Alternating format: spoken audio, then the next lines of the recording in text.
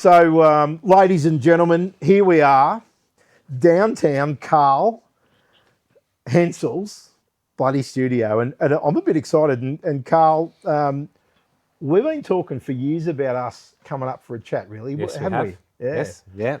And I'm a bit of a dreamer. You know, it's not uncommon that I talk about things that never happen. But dreamers change the world, and that's my story on it, right? He does have a 1,000 horsepower dyno. Yeah. Fuck you, Carl, already. Fuck you. But that camera view there, see that one? There's a real bike with horsepower.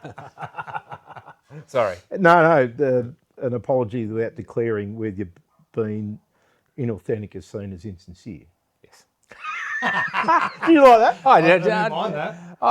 Think about that. That went straight over my head. There. Come on, jeez. So pretty happy to be here, and I've been in the shed a few times, and pretty much everyone I know has been in this shed a few times. A couple of times. And I love the whole experience of getting a photo with Carl, and how we kind of first met over the internet, really, and it was during COVID. Yep, it was. And none of us were allowed to travel, sort of do anything. Where were we, really? And so one of our tactics and really it was a drinking thing, really, to be honest, and was to. I had 100 license. I had 100 license.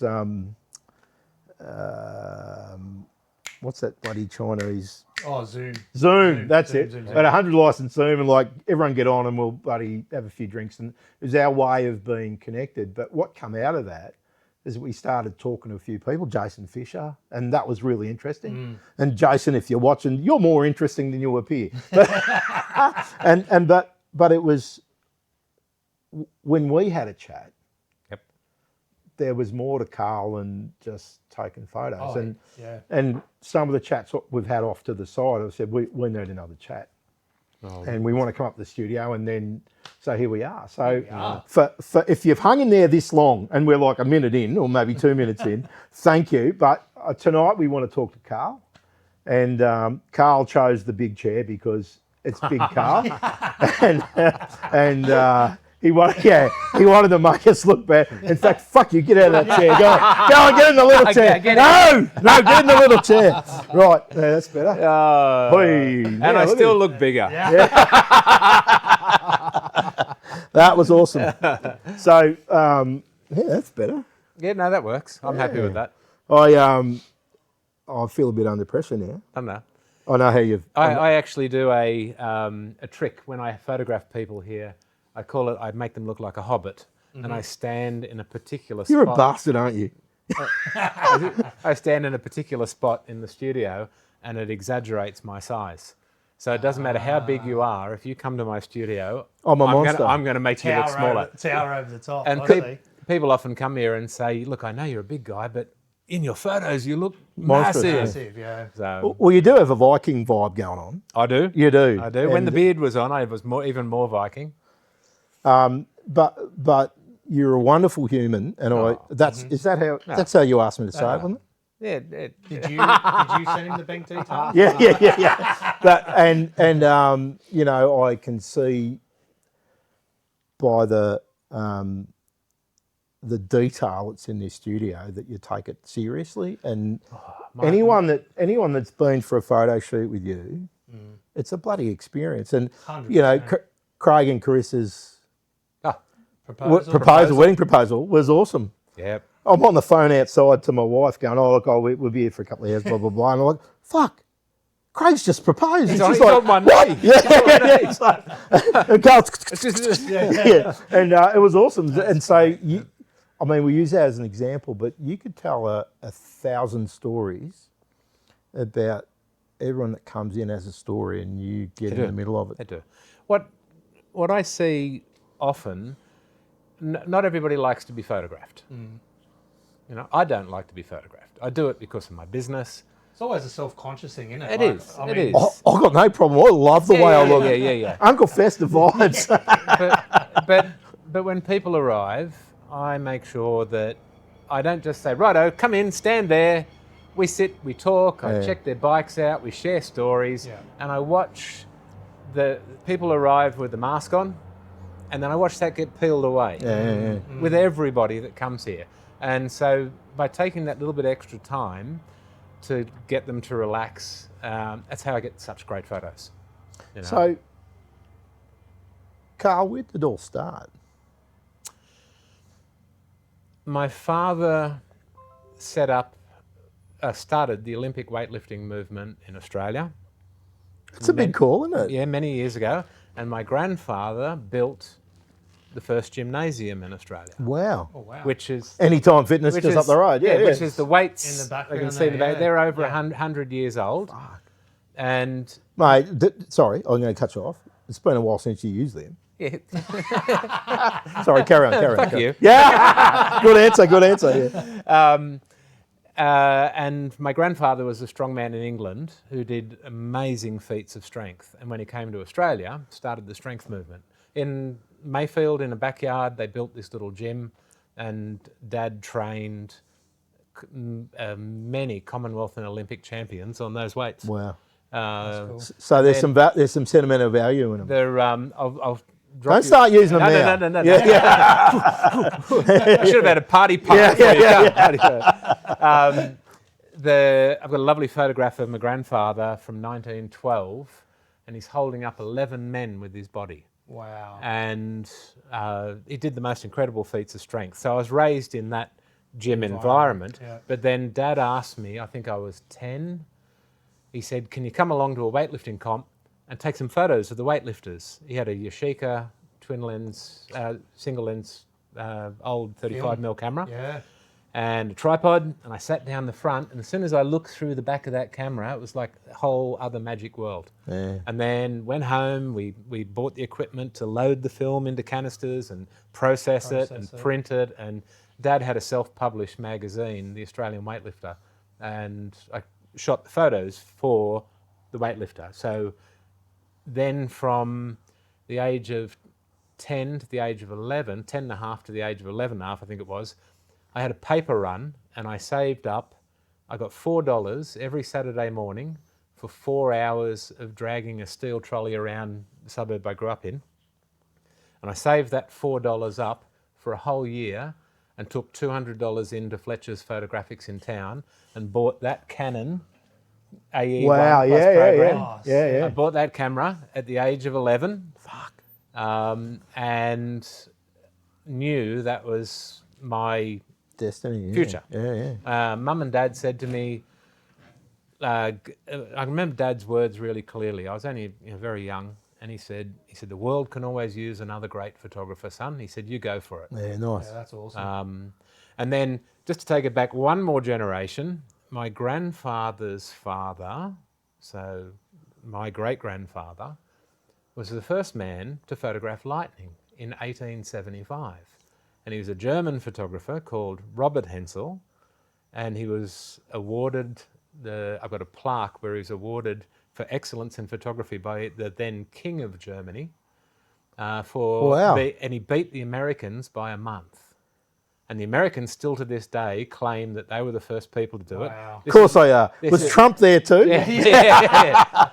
Glass plate. It's the best ever, yeah. Caught on a glass plate negative, and it was the first ever photograph of lightning. So I'm a direct descendant of a photographer and a strongman. So to do bodybuilding photography and become a photographer, it was like a natural progression, especially growing up in Dad's gym. I was always surrounded by images of strong men, and so when I moved to bodybuilding photography, it was very natural for me to do it. So don't fuck it up, really. You're third generation. Don't fuck it up, right? Nah. Yeah. But then over the years, so that started out as a hobby, and then when I was leaving high school, I couldn't see me making it as a full-time business, so I went and got an apprenticeship as a fitter, and there was a big downturn in the metal industry, and thousands of apprentices were laid off across New South Wales in the early 80s, 82, 83. And I thought, well, what am I going to do? And I thought, I'm going to be a photographer. Wow. And so I started the business got a business card and the Canon. Carl. Canon. And I said, right, I'm a photographer. I'm no longer going to do it for free for people. I'm going to start charging. Yeah. And so that was 1983. Wow. It started. What I also realised was that if you do something that nobody else is doing, you can make a business out of it. Yeah. So I didn't want to do weddings, babies, family portraits. None of that. If someone asked me, I get into the fetal position under the table and suck my thumb until they go away. Well, actually, I'd pay money to see that. Yeah.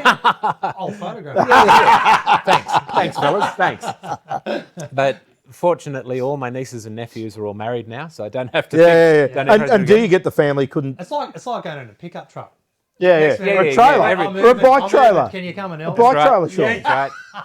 Do you know anyone's got a As an aside, 3 of us own a third in a bike trailer. Sean's not one of them. Yes. No. But we've got to ask Sean if we can borrow it. It's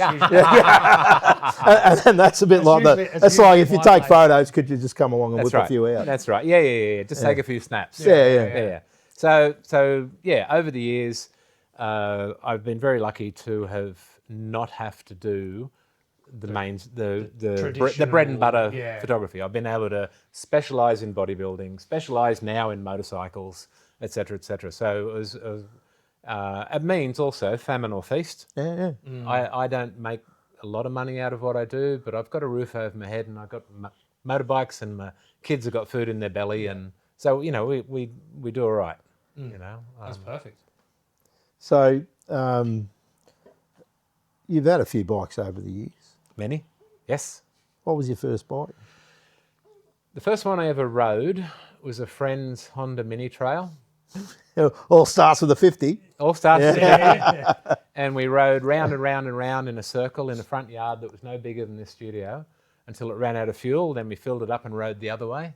Drove the neighbours crazy. Unwound it. Unwound it. And I was so excited because he was from a slightly wealthier family, so his family could afford a Honda Mini Trail. Yeah. And the petrol, apparently. And the petrol.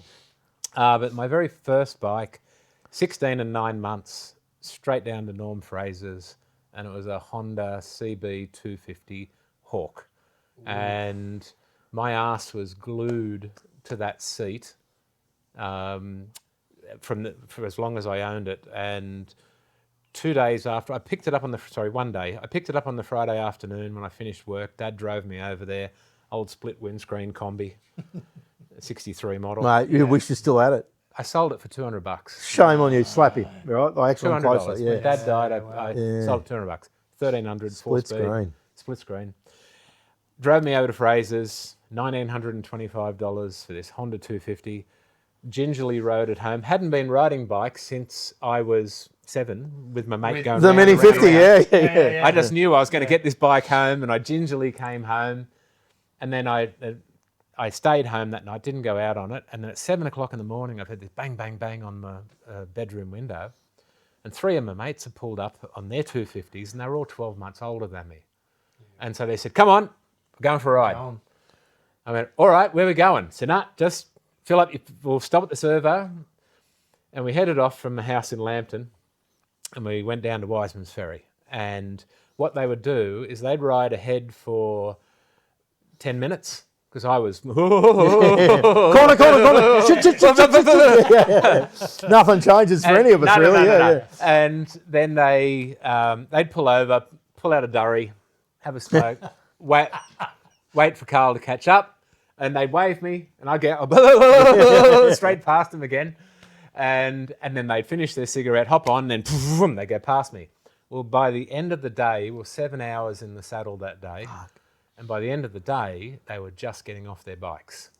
So I wasn't that far behind. No, I had picked up, I'd had a few moments where I'd gone into a corner in 5th gear or something, into the gravel and legs and arms. And oh, look at that. Shit. Yeah. Fence or two? But, stop it. But ever since then, whenever I get new riders here in the garage, and I say, just ride.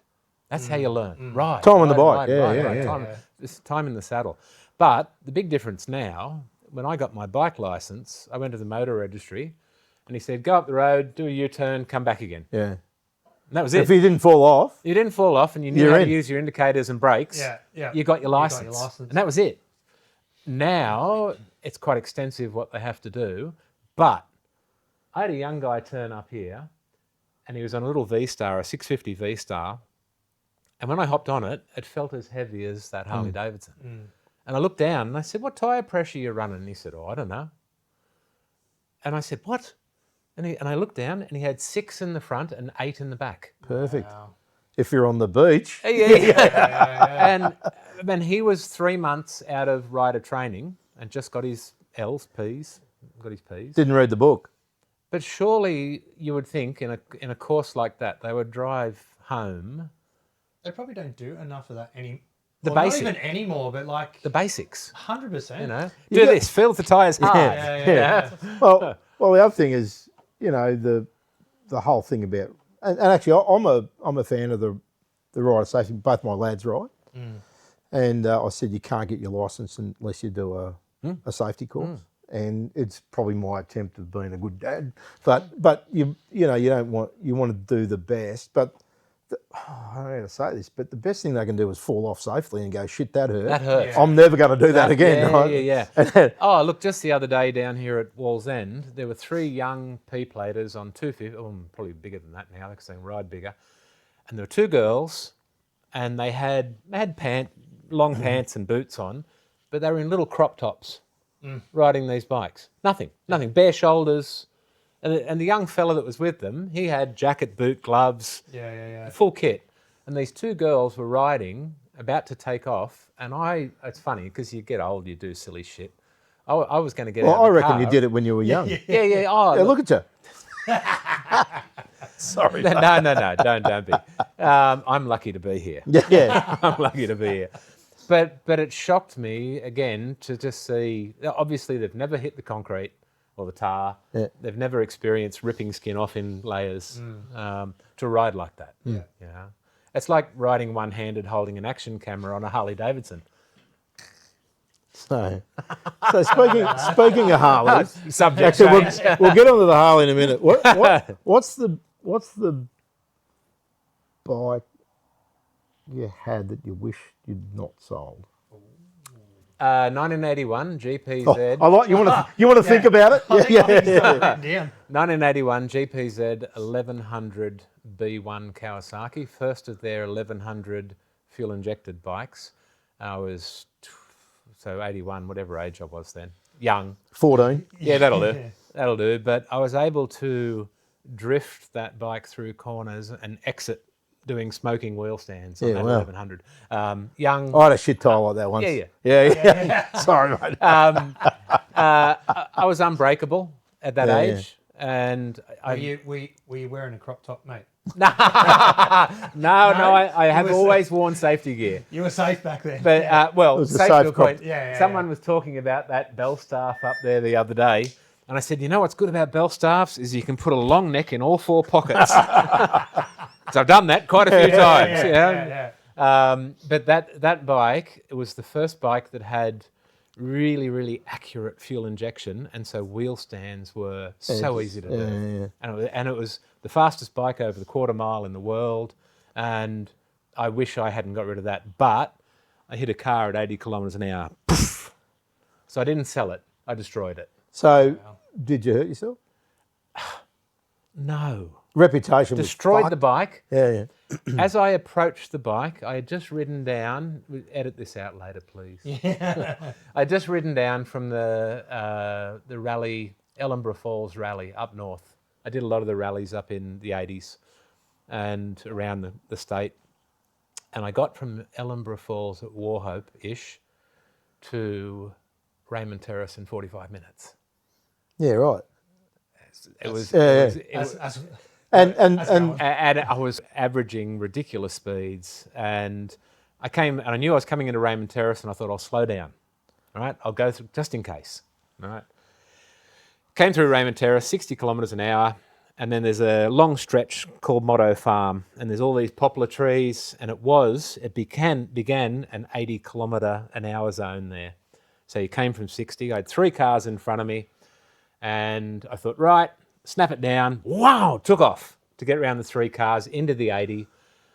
And as I've come up to the very last car, and I'm doing about 80 kilometres an hour from the 60, just picked up speed, the front driver was a Mr. Angel Carpy, God bless him, in a Holden Sunbird, turned right in front of me onto a cycleway. Oh, wow. So he thought it was a road, and he turned onto a cycleway as I'm coming up like this, flat out on a fuel-injected 1100. Yeah. I've screamed inside my helmet, and I bent the handlebars over the tank before I hit the car with adrenaline, twisted the clip-ons up right up over the thing, and hit in this tucked-up position into the back quarter panel of the car. There was an 18-month-old baby in a car seat in the door where I was just to the left of. Missed it, And I've hit it in this tucked, screaming position, thinking I was going to die. And the bike and me went over. I ended up Supermaning it. 50, 60, 70 metres down the road. Ba-bang, ba-bang, ba-bang, bang, bang, bang. When I finally came to a stop, I was sitting up. One leg was twisted under the other, and I was sitting up, and I've heard of people saying, don't move, and I slowly untwisted myself, and I got up and walked away with bruising.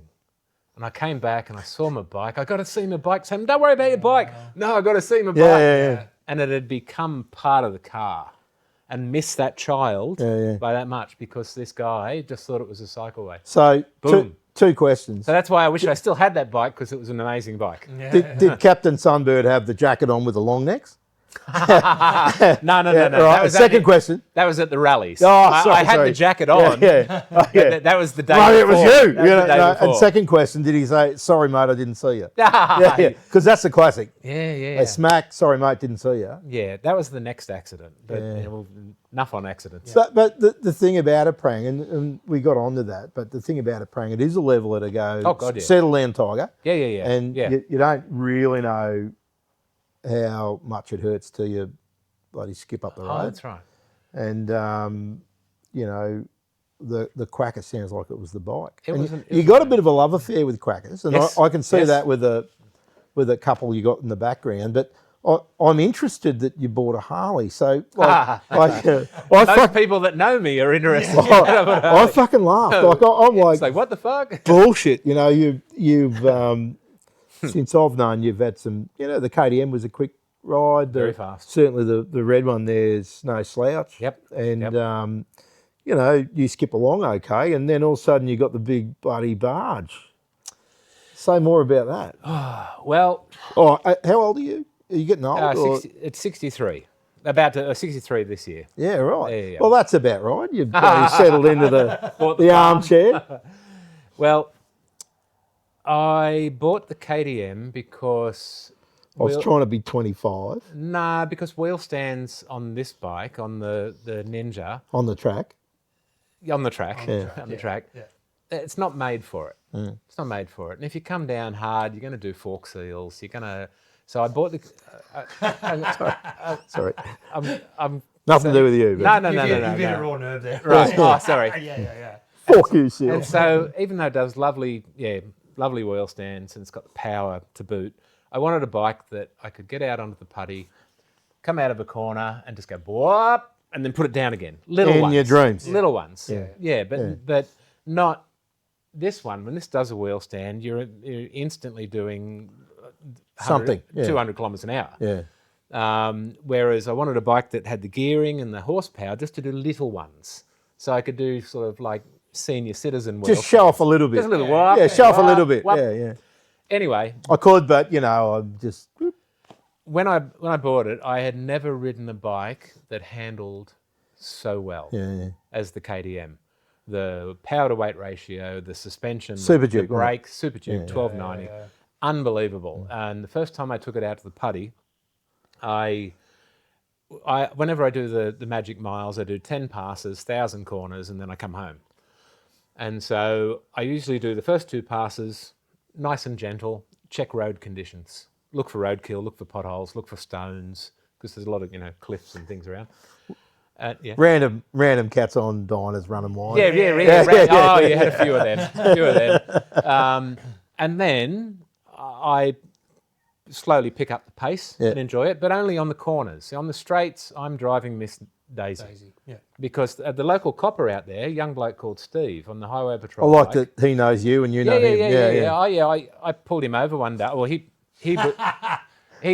was pulled over Got 4 guys in a Subaru doing 140 in the 80. And once the Subaru took off, I went over and said g'day and started talking to him. And he said, yeah, I see you out here all the time, Carl. He said, but I see that you're just having fun on the corners. He said, you're not doing 180 on the straight. Like the Up for a Ride Sunday crew. Yeah. I don't know what you mean. Yeah. No. On the track. On the track. That Eastern Creek run was good, wasn't it? Yeah, that's the one. Fun. So, long answer, short question. I bought the bike to do that, and I did that for 2 years. But because, as I mentioned earlier, my business just does enough for the amount of work I put into it. Having fully registered motorcycles is too expensive. Yeah. When I had 3 fully registered ones, it was costing $2,500 for them to sit in the shed. Yeah. A year. Yeah. I thought, so I wanted to get another classic. Anyway, I turned up out at Freeman's on the KTM one morning, and 2 weeks ago, and a dear friend of mine, Merrick, was there, and he walked up, with only 2 there, I got out there really early, and he walked up to the front of my bike, and he said, I bet this is fun to ride. And I said, and he had a coffee in his hand. I said, put your coffee down, put your helmet on. Yeah, go for a run, Take it for a ride. Never done that to me. No.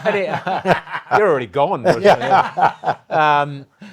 And he said, really? And I said, yeah, do that. You know, I'd love you to have a ride on it. And he went off. 10 minutes later, he came back and he had the hugest smile on his face. And he looked down at his Ducati and he said, bye-bye, Ducati. Oh. Wow. And he said, this is insane. Yeah. And he said, if ever you want to sell this, he said, let me know. Let me know. And so I follow a dealer up in Brisbane, Sunshine Coast, Brad's Vintage Cycles. Lovely bloke, and he imports the most amazing vintage cycles.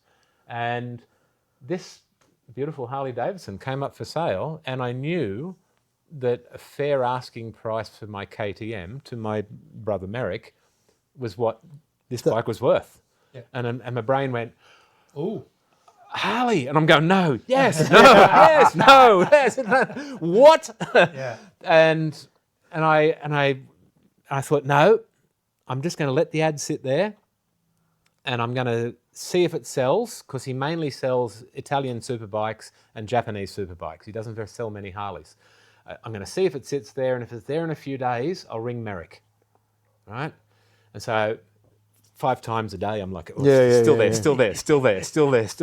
Not trying to get too excited or anything. And then Saturday came round again, and I went out to the hole, and here's Merrick. And I went up to him, and I said good day, and I said, you want to buy my KTM?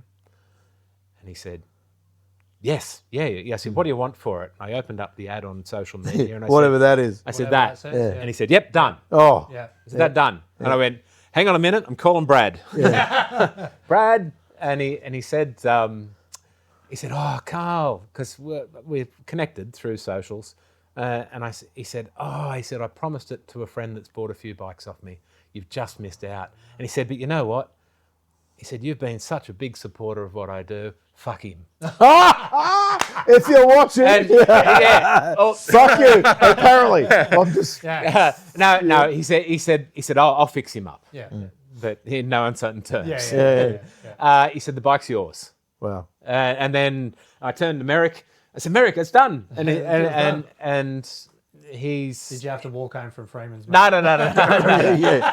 You couldn't double me, could you? Yeah. But that'd be funny. Seeing Carl on the back. Yeah. The lovely thing is, the really lovely thing is, I know Merrick's gotten himself an amazing motorcycle that he is just obsessed with now and loving it. And I've got something that suits my brand with what I do. Yeah. There's a few Harleys go through this shop. 95% of my business is photographing Harleys. And it's going to stop me doing wheelies for a while. So when you hit the button first time, what went through your head? Start, you fucking thing. Start, you bastard, yeah. Because we were down in the corner, we had the jackknife, he had a van and a trailer with 15 bikes in the back. And I thought, oh, geez, I hope my bike's not in there. And the Harley was inside the van. And he had to jackknife the van to open the doors to put a ramp in. Get it out, yeah. And I walked down, and here it is, right up the front of the van with a Ducati next to it. And an old TM Suzuki, beautiful trail bike next to it. Anyway, we've got it out, got it down, and I've sat over it, and I've started and ridden a couple of Harleys, not many. And I've gone, right, I know that's the kill switch, and there's the starter button, and I thought I'll turn the fuel on because it was turned off. And I press the button, and it's gone, and I thought, the battery, surely it's got charge. I went, no, turn the choke off, don't flood it. Started to go a little bit more. I thought, all right, turned it over, had no throttle, okay, and I gave it half choke. Bang! And the whole... It's alive! Yeah. So I sat there and I looked at and the fuel gauge was on 0. Next Bastards could have filled it up. E for enough. You know what he said, the bloke, when he put it on the truck? Fuck him. Fuck him. Yeah, just like he said. Yeah. Sorry, Brad. And I thought, okay, all right. I sat there and I know you've got to warm these engines up. You know, it's a V-twin. Give it a chance. It's a 32-year-old bike. Sat there for a bit, and I thought, don't run out of petrol. I'm 60 metres from home and up a hill. I'm not going to push 850 pounds up my driveway. And so I took off and approached the driveway, and then I've gone to pull the brakes on, and I ride these bikes, and you touch the brakes and you stop. Yeah. A Harley handle comes all the way nearly into the bloody hand grip. Yeah. And so I've nearly overshot the driveway because you've got to lift your foot up and push the bloody foot brake down. So anyway, nearly overshot the driveway, came up here and let it sit and idle for a while. And the whole bike was vibrating like this. Because even though it's an Evo, which is, one of their smoother engines, the whole thing shakes. It just... And... the jowls on the bloody... everything. You got to be this going on. I was grinning like a Cheshire cat. I was so excited to have this 50 horsepower beast. Well, mind you, it's got a McCuney carburetor, so it probably has 52 horsepower. Stop it. It does have a You're McCuney. teasing me. He's talking dirty. And a custom exhaust. So it's got a lovely note. Low kilometres. It was just a great deal, and I didn't have to exchange any money except for paying the courier to bring it down. And so now I own a Harley. Well, and a beautiful one. What I've noticed about how you keep your bikes is they're all magnificent, and Thank you. That's an old bike. Yeah, and it's magnificent. Well, it needed. I've hit it with the Auto Glim. If you don't use, this is not a paid ad, by the way, but if you don't use Auto Glim polish, you're missing out. Noted. Noted. You are, seriously. It builds Not on the rust. Not on the rust. No rust. No, aluminium foil on that. Watch the videos. Yeah, bullshit.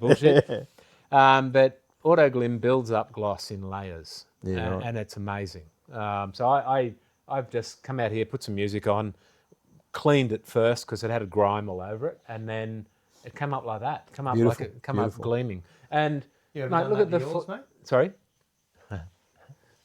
Patina. The first bit. Dead set. And like, this is there's a lot of differences between you and me. Oh yeah. Like hair. Yeah. All of that. Yeah. Body, limbs. Yeah. When we sick bastard. Yeah. When we got a bit of rust on the Dyna. Yes. We got the buff pad out and, just pulled it back to, and then Donnie Mitch. Yep. He thought that he'd help by pissing on the tank. It does. And left it for a day or two. And it's funny when people go, is this real or is it a sticker? I go, it's real. And then I say, Don pissed on it. They go, yeah. It's hilarious. But I can't imagine the Auto Glim adding a lot of value because it's like moving art because even though we put like a clear on it. Yes. We're getting a few movements underneath, and it's not bad, but I don't think the Auto Glim would help. No. But I appreciate the feedback. Yes. Yeah. But it is... They're not for everybody. No. But when you ride one, take one for a run, and you take one for a long run, they are magnificent. What I've got a list over behind you there. I've got a little A4 list of what I've got to do to it. 1,000 horsepower. 1,000 horsepower. Yeah. Straight to Maros, is it? No. Oh, sorry, shouldn't have gone there.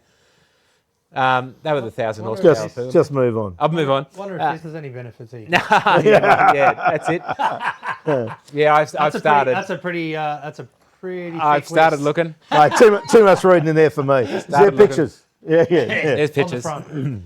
The previous owner was vertically challenged, and they'd put very, very short shockies on the back. And you're about 9'12", nearly 10. I'm 9'12". Yeah. Sitting down. And so I'm on the big seat. the exhaust pipes, I turn my head like that, and the bike scrapes. That's a Harley, mate. I know, but I'm sure because I found out that you can squeeze 14 inches under there.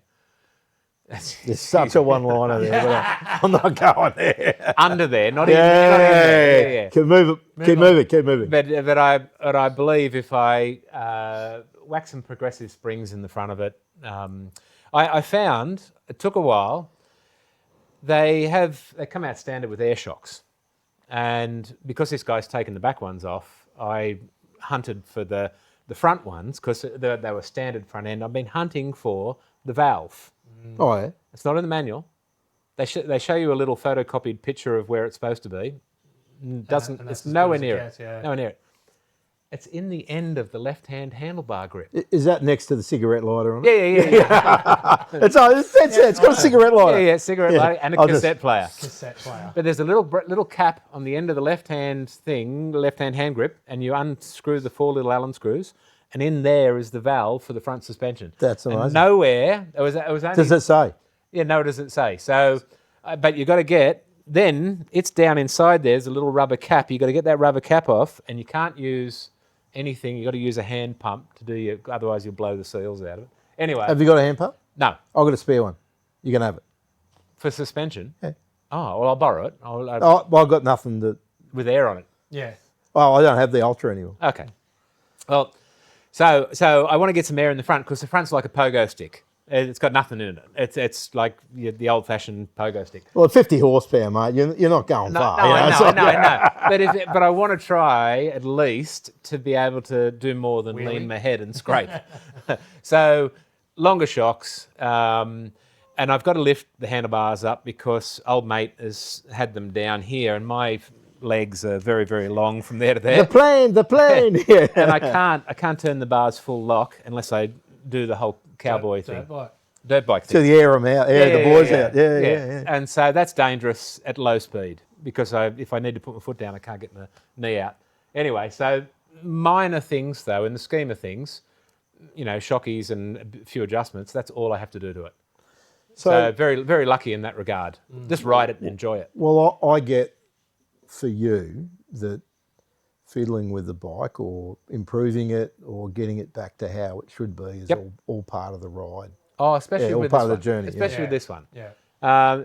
And now, because it's on classic registration, you don't have that urgency. It's $50 a year. $800 a year. Yeah. $50 a year. And so if I don't work on it for a month, it doesn't matter. That's okay. It doesn't matter. I'll still ride it occasionally, Yeah. but so you're not sort of forced to think, oh shit, I'm not using that enough. It don't matter. Because I can have 10 of them in here for $500 a year. Yeah. I don't think my wife would like me to have 10 of these in here. No, but the shed You can't ride all of them. That's the point. I couldn't function with that many. But so I'm very lucky that it's only minor things. So what I like about you, there's a lot I like about you. A few things I don't. Thanks. Well, I haven't dragged out the few things. No, I'm taking the piss. But he was really well behaved then. As I went on his crash. What is, and I'll use this as an example. I like coffee, so I'm going to buy a coffee shop. Yep. And nice. usually, there's a big difference between enjoying coffee and running a coffee shop. Yes. And most people that start off like, oh, I'm really into coffee, end up in a coffee shop going, I'm fucking tired of this thing. I'll never get out. It's like, it's not what I thought it would be. Yes. Yeah. To some degree, when you're working, it's around motorcycles and you're looking at all these different bikes coming in. Yep. And, I watch what you put out there and all right, you have a few Harleys, but you have a few family events and a few other things and you put the time into it. And sometimes it would be quite easy to realise that, I'm taking photos, I'm not riding, but I've noticed that that's not the case with you. And you know, you might like to ride more, but regularly you'll do a little post saying, I'm just out for a little run this morning. I'm loving it. Yep. And I really appreciate that because it, you know, it shows everyone that bikes are your life. Yeah, 100%. And for what it is and what it isn't. And well, when people come here, I enjoy the connection with that person more than the money made or the motorcycle in front of me, because I get to talk bikes. They come in and we say, "Oh yeah, I was at Bathurst that year with the riots, and I was, you know, I started it." And so that connection I get to have with all these, and it comes back tenfold. You know, if anything happens with any of my bikes, because I've put it out there with these people, and I put my time and my love and energy into this business, I'm blown away with the kindness that comes back. You know, the people turn up with either advice or with something that I need, stuff in this set that turns up. You know, 2 days after a shoot, a bloke will turn up and say, "Oh, look, I've got these pennants. They were my father's pennants from Bathurst, and he was a champion on the bikes in Bathurst. He said, I want you to have them for the set." You know, and it's like, well, and I tell him, you know, there's sentimental value that they're just giving you. Yes. And I say, well, look, no, because his son said to him, lovely bloke, Brett Scully, he brought a Pantar 600 and a YB6 promoter, and he said, my son said to me, why are you giving Carl Granddad's pennants? You know, they're like heirlooms, you know, they're special. He said, mate, Carl will immortalise them. There they are up there. Yeah. And they're in good hands. And they'll be in every photograph, and he'll share that story about Brett Scully's granddad, father, who was a champion at Bathurst. Anyway, I said, you make sure you tell your son, if he wants them, he comes and gets them. Yeah. And then when the son got online and saw where I put them in the set and how I doing with them. Want any more? Yeah. Well, they were sitting in a box getting eaten by silverfish. Yeah. And so now he said, no, leave them at Carl's. That's really cool. It's a museum. Yeah. And so I'm really lucky because I like to mix the set up and change it around. So people turn up with great stuff all the time. You know, one bloke even, that battery charger over there. Oh yeah, the old classic. Yeah. A bloke turned up he said, oh, Carl, he said, I'm coming down for a visit. He said, I've got a old battery charger for you. And I said, oh, that's lovely. Thanks, mate. That's awesome. And I picked it up and he said, oh, it's not mine. He said, a bloke I work with follows you on your page, follows your Carl Image Guy page. He said, take this if you're going to Carl's. He might want it. And so I've never met this guy. I've never photographed him or his bike, or even, he may not even have a bike. I don't know. But he so enjoys what I share that he's wanted to give some kindness by giving me something that was really cool. So that's karma's awesome, isn't it? Oh, it's beautiful. Yeah. Beautiful. Even the other way sometimes, but different story. Yeah, 100%. So Carl, what are your pages? I know you got Carl's Image, but I've got Carl Hensel, the Image Guy, and that's where I share all of my photography, my muscle photography, my bike photography, everything that I do is on Carl Hensel, the Image Guy. But I also have an Insta page called The Master of Muscle. Yeah, right. And that's more focused on my bodybuilding photography, of which I've done 30 odd years of. Yeah. I got a shoot here Friday. When what are they like with Harleys? Any good? Yeah. Well, what happens when a muscle shoot happens? I have to strip everything out of here and get into a totally different frame of mind, totally different lighting setups, and gear up for photographing humans again. And I'm very passionate about that. I've done, as I said, 30 years of muscle photography, and I punish them. They come here for a muscle shoot. They leave here with veins in the forehead, limping down the driveway. But that's how I get the great photos. You know, they genuinely work hard for the photos. There's no fluffing the muscles up in Photoshop. They got to do the grind. If you want to look good, look good. Yeah. And because a lot of people, once they come and experience a muscle shoot, they love it so much they want to come back. If I give them a bullshit version of themselves now that's not real through cheating in Photoshop, they're not going to see their gains. Yeah. And and what's also happening a lot now, people are not competing and setting me as a goal to work towards. Yeah, right. And they still diet, do everything as hard as they can. So they can be ripped on the day. So they can come here and spend, rather than 15 minutes on a stage and either win or lose, here, you just come here and win for 5 hours and create all these amazing images. Yeah. And so, and it's lovely. And I see some real, like I said, when I see people, their masks sort of peel away here in the garage once they spend time with me. One young female athlete, beautiful girl, an Egyptian girl, she came here. We had an amazing photo shoot together. And at the end of the photo shoot, she came out of the change room and she was sobbing, just tears running down her face. And I grabbed onto her and she's crying and trying to catch her breath. I said, "What's wrong?" And she said, "For the first time in my life, I feel beautiful." Oh, yeah, that's awesome. Yeah, 32 years old, she said, and even my father said I was ugly. Oh, wow.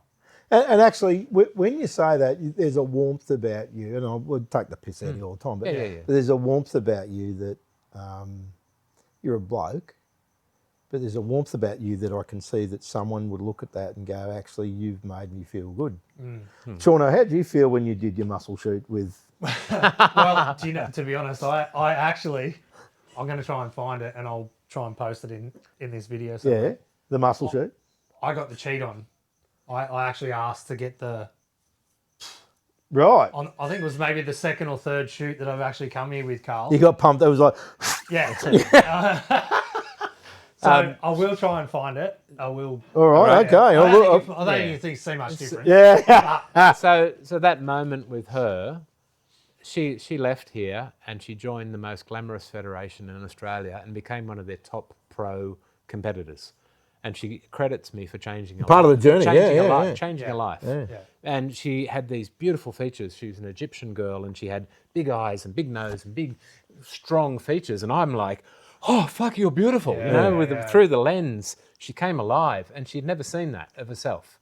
And so that was just beautiful to be able to do that for her, to be able to see that. And a similar thing here, when people come here, they've got I don't like being photographed, but by the end of it, they leave, "Wow, that was really good." It's fun, yeah. You know, that was, I look all right, you know. But I think that's going back to that, like I said, honestly, I've been 3 times in here. Yep. I think I've had the VTR, then I've had the VTR with the KLX 450, my 2 girls in that shot as well. That was an amazing shoot. And even going back to, and then I dragged my brother and father in for the same, and even that, like, it's an amazing experience. You come in here for freaking hours, you get, and it's a return customer, it's a return client. Like, the way you make us feel, the way you send us out the door, the way you greet us, what you provide for us, it's an amazing experience. So no wonder no one, you know, is not always just coming back all the time. You know, you're sharing memories. Like, and ours, we snuck up. You know, the old COVID times. I think was when it was all sort of going crazy. Yep. And I've showed that we actually got a shot with masks on. With masks on. That's right. And you're like, people are like, "Oh, what'd you do that for?" And you're like, "Mate, that's what it was." That's where that's how we rolled. That's what life was. That caught the moment. At that point, and we've caught that moment. Yeah, it's good. You were in the LGA and all that. That was good. Yeah, 100%. Yeah, nice. I took the studio to him. Yeah. It was. I was just the like criminal. we've taken this on the road. Yeah. The and you know, before we started rolling, we were talking about how important photos are, and you know, when you ride a motorbike, you know, my girl says every time I ride, "Don't die today." Well, I've got something along that line. Sorry, camera man. All right. My daughters have made for each of my keys. My beautiful daughter made me these little woolen tags. Yeah. So that when I ride, it reminds you of... They dance around. Yeah. They dance around in front of me while I'm riding in my peripheral vision, and they say, "Come home, Dad." Yeah. Come home, Dad. Yeah. And so each one of my bikes has got this thing saying, you know, actually, get home. As an aside, it started off with "Don't die today," and I'm known for breaking a bike or two. Don't break anything, right? And then chicken wire mufflers. I could get a ticket or two in my time. Yep. Don't get booked. And I'm like, fuck, it's Sunday morning, my time, you're still telling me what to do. Right? But hang on, this is while he's still in bed. Yeah, He's hopping outside of bed. Yeah, no, I get to talk. So, and it's nice to come home and go, didn't die today. Yeah, tick him off. But that's what we do. And, you know, for the people that we've lost, and I think of the recent Maxie, Max Bellworthy, he was on the putty. Yep. A guy, a fuckwit without he was a fuckwit without a license. Ran wide, ran into him and took him out. Yeah. And it was sad. And, you know, the photos that are taken of riders at some point, whether we're old or we leave early, are super important. And when I looked at some of the photos that I've taken of Max, I never thought they'd be that important at some point in your life. And so sometimes we just go, oh, it's a photo, but it is a capture of moment. Actually, I saw a photo of me with bloody hair. I had a curly mullet, and I'm like, I didn't realise that I'd be laughing at that at some point. But it's the same AI of me getting pumped. Yeah, that's right. But the you know, how many photo shoots have you done on motorcycles, do you reckon? Approaching 900 now. Yeah, right. Here in the garage. Yeah. And so you think about all those memories, and that some of them are memories for now, but the more importantly, memories when you're looking back at it, go, oh, I fucking remember that. Oh. They might not, exactly. It might not even be realised at the time. Yeah. But there'll become a time where it is more important. Yeah. You know? A few times here, I've had families come. Cancer visits here a lot. Yeah. A lot. Yeah. And that's shit. Yeah. But it's lovely that they want you to capture the moments. Yeah. And so I've had some very, very frail people here that have since left us. One in particular, he wasn't frail. And he's going to be the front cover of my book when I get to it. A bloke came here. You're not it, mate. No. 4 photos only, Greg. Fucking love you. Long memory. Yeah. A bloke came here, boof, and he came here on a supercharged Harley Davidson and came roaring up here, beautiful big long stretched out black thing. And 15 minutes into it, he came up with his brother Anthony. They started, he told me, he said, they've told me they can't do anything for me now. And I said, you've got cancer? And he said, yeah. He said, we've got 4 different forms of it. And he said, and they've told me now I can't do anything else. Yeah. He's 28. Oh, wow. Ouch. And I said, how do you feel about that? And he said, well, at first I was really angry. He said, that was my first reaction. And then he said, well, you know what? This is my book, my story, so I'm just going to make sure that whatever time I got left is on my terms. And he rode that supercharged Harley every day that he could until he was too frail to ride it. Right. Wow. He lasted another 2 years, I think it was. Enough for a few tickets, I reckon. Enough for a few tickets. Yeah. But just to see the courage that the guy had. Look at it head on. And now those photos are precious to his family, to his friends, to his everything. And they're very powerful. The black and white portrait of him, of this man that's dying, is this beautiful image of strength, of character, of all this rolled into one, and emotion and all these things rolled into one. And at the end of the shoot, he said, you've got to take this for a ride. Okay. And he fucking Harleys. Fucking Harleys. He's thrown me the fob, and as he's thrown me the fob, I've done the whole Keanu Reeves thing, and I've grabbed the jacket, I've got a helmet, and the fob landed in my hand, and I was on the bike. Yeah. It was meant to be, Love it. And he said, fire it up. And the walls were shaking in the studio. And it had this big air intake on the left-hand side. And he said, put your hand near it and give it a rev. And it dislocated my fingers. It sucked it in. And I went out and I just did a lap at the block. I didn't go anywhere. And it was so much power that when you gassed it, the earth spun beneath you. You stayed still. You spun it like a hamster. Like it's going a hamster wheel underneath you. But did that cause the Newcastle bloody earthquake? The earthquake. Fucking Carl. On a supercharged Harley. Bloody Harleys. But that and that was a really powerful shoot for me, dealing with someone that was dying, because I actually, when I meet people that are dealing with really bad things like that, I want to talk to them straight up and say, well, how you going? What's going on? And one of the mistakes I think some people make is they go, oh, you'll be right, mate. Yeah. Well, which bit? They don't want, which bit? You're not. No, you're fucked. You're fucked. You're fucked. Yeah. So, because my number will come up one day, and I'm researching it now. I want to see how people deal with it. How I deal with it, I don't know. I may go out doing wheel stands on a Ninja, or I might be under the table sucking my thumb. I don't know what my reaction is going to be. But this connection I get with people here in the garage is lovely, because they trust me to be able to share that stuff with me. And actually, you build trust with people over time by being consistent, reliable, and you're that bloke. And thank you. There's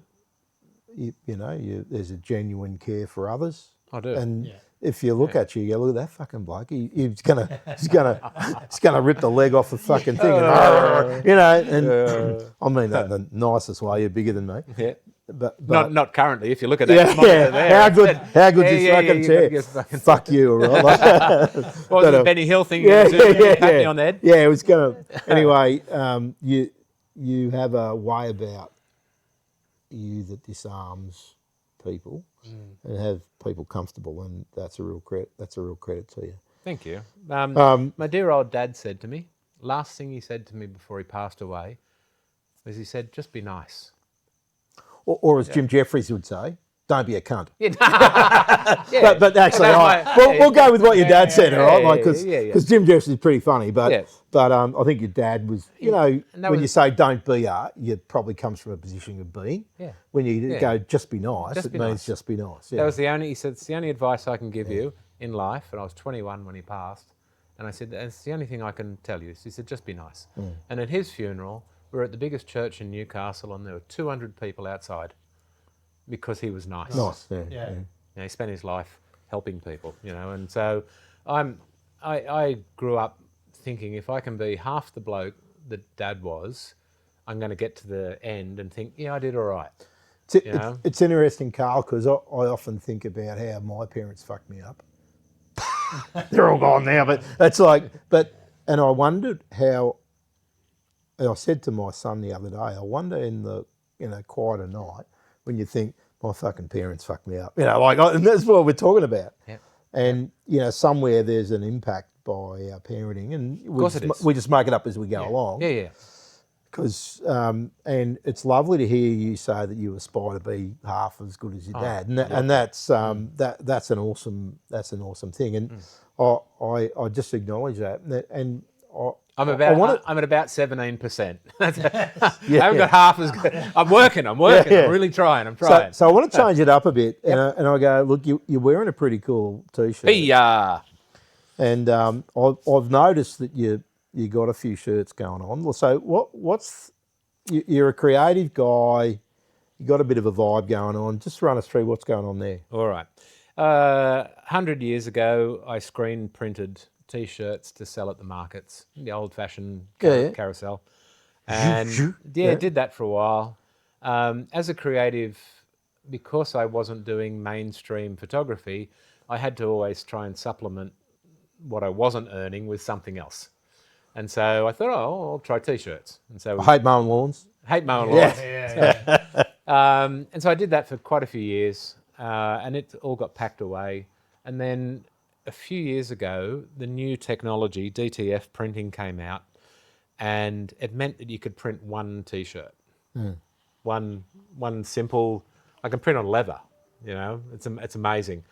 And so, even though the cost per print is more expensive, you're not flexibility. You're not doing screens. You're not doing all the film. You're not doing the exposing of the screens. You're not to create just one run. So with traditional screen printing, you've got to do lots and lots of shirts to make it viable.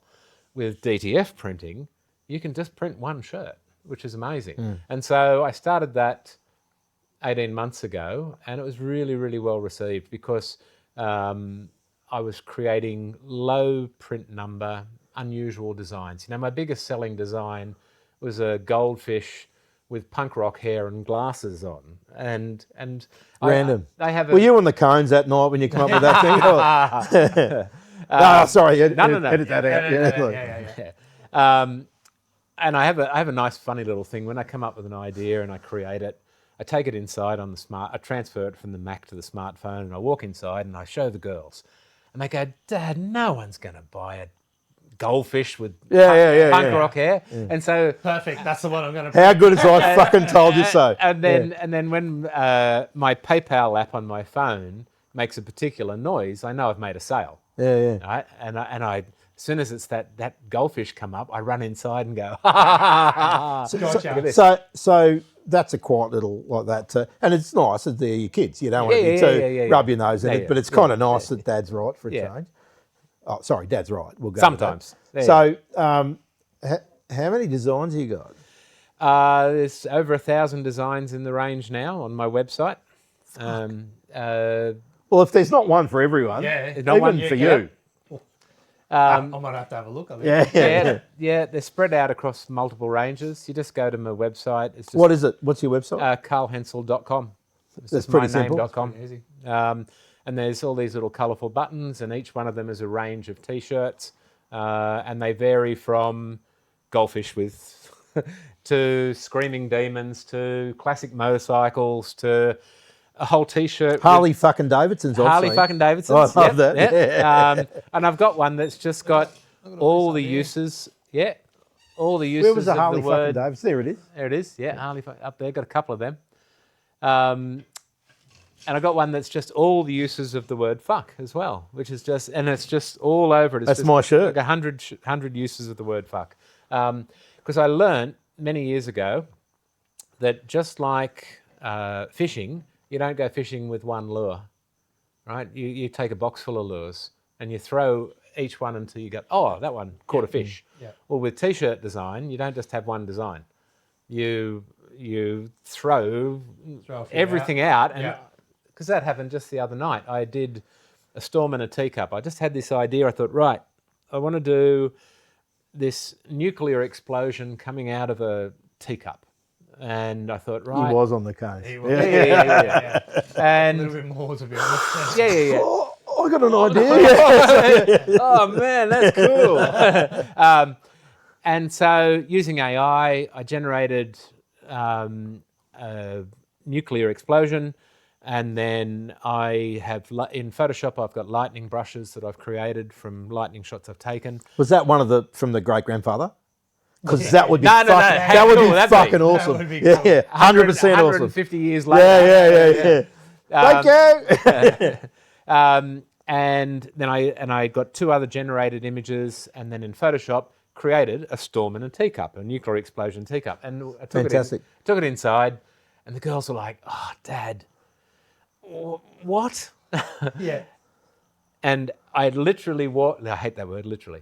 I had because all the teenagers use it now. We'll just go with it. You're young. You're young, mate. You're young, just do it. Just run with it. Come on. Actually walked. I can't do it twice.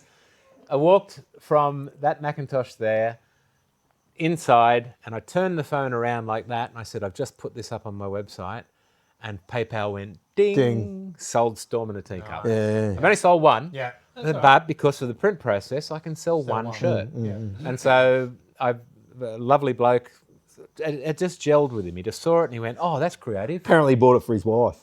Because she's the Storm in a Teacup. It's just an idea. Yeah. So Mother's Day's coming up. Yeah. Think about it, guys. You know, like if your mum's a bit like that, she might appreciate it. Jump on the website. And so, because when you wear a design on the front of your shirt, it's a statement about yourself. Who you are, yeah. Right, because you wear it to you want, and I do a lot of my designs on the front because I want them to be part of the conversation. I want people to say, "Oh, yeah, cool shirt, man." Not when you're walking away and it's on the back. Yeah. And it does. It says something about who you are, you know, and what you think's funny or what you think's cool, or and so yeah, I'm lucky that it's a release for my creativity. Yeah. Because I can just come out here and stand at the computer with some music on and go, oh. Goldfish, goldfish, and it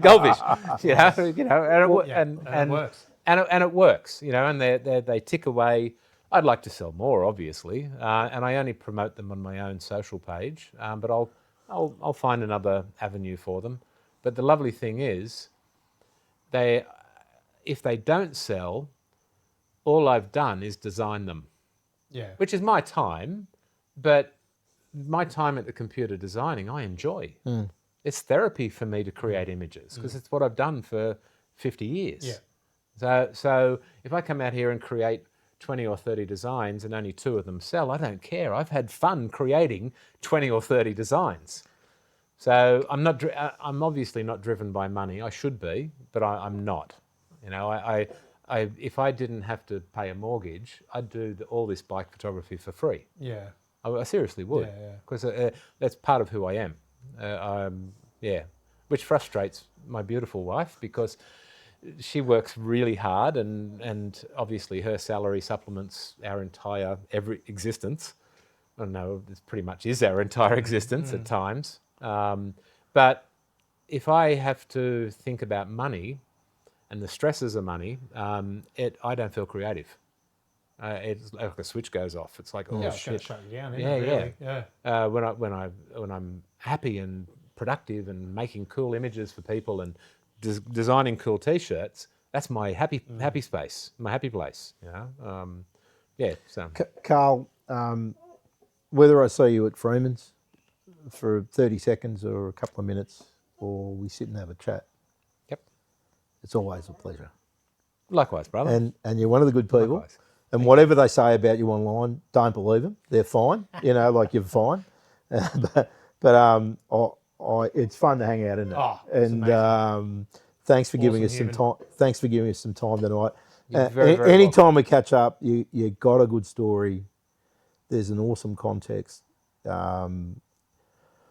I always say with motorbikes and the community we have, and some people go, oh, I can't come this Sunday, or I'm doing whatever. And I've got to be with the family, and I go family first. Yep. And I get that that's the pointy end of your thinking. Yes. And you've attached motorbikes and friendship to it too. And I go, for whatever happens in your life, from this point onwards, you've had a full, productive and amazing life. And thanks for sharing it with us. Yeah. Oh, thank you. Thank you. And thank you, brother. Thank you, mate. And this is us signing off, and Carl's... Hang on. Stop it. Shed. Isn't that how we say thanks? Oh, come up here. Hang on. Come up here. Motherfucker. You guys know I don't Thanks, do mate. handshakes. They're so bloody masculine. Hang on, I'm just going to stand up on the bloody chair. Right, Carl. Actually, I've got to say, and we're doing a bit of a sign-off, but I'm going to carry on because that's what you do. When we shot the diner here, it was piss and rain and it was. Whatever. It was all wet. It's like I pissed myself, which is not the first time, to be honest. And you were kind to me where you stood back and you didn't present yourself as the bloody monster that you are. You know, you're talking about you position yourself. And I go, actually, I'm pretty tall. Next to that giant. Yeah. Look at me, you know. But you took some photos of my bike that the pretty special, like the scrape plate on the bottom of the primary. Yeah. And that just says, that scrape plate says, I love bitumen. Yeah. And it's a cool photo. And it's a story of the bike. Yeah, 100%. And so you've made memories for me, and I want to thank you. And You're very welcome. And we'll take some more. We'll take some more at some point. All right. Now, more than 4. Fuck, you tight ass. Wouldn't give me more than 4 bloody photos. Now, I'm signing off. I want to look at a few of these T-shirts. All right, let's go. Yeah, let's do it. Right. All right, done.